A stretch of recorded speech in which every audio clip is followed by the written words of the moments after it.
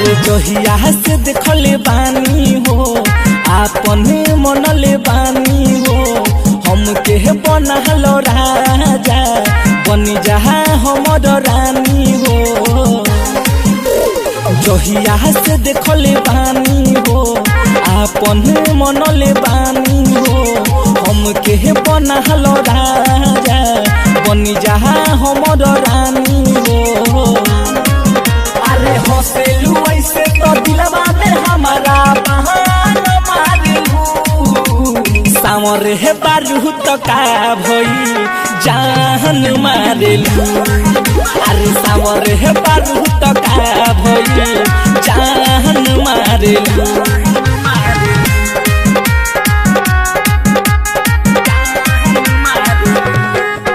अरे जेकरा जवन बनी अपना नसीब से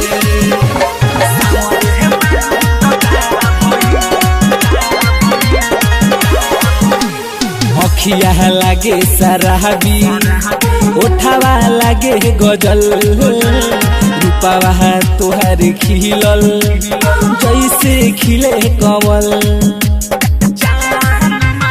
अखिया तोहर सराबी उठावा लागे गजल रूपावा तोहार खिलल जैसे खिले कमल।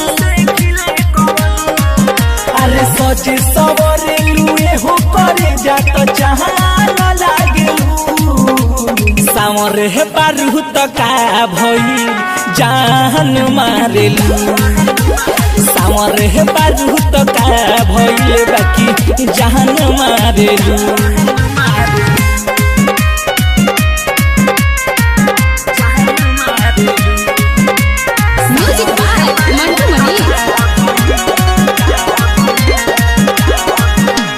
रचले हैं विधाता तोहके पहले का कारीगरी फुर्सत से तोहके गढ़ले पहले नहर बरी।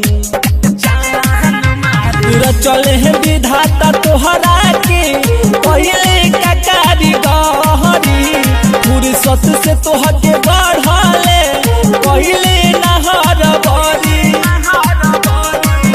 अरे सोनी कुमार के परान सावर है बारू तो का भई जान मारेलू। अरे सावर है बारू तो का भई बाकी जान मारेलू।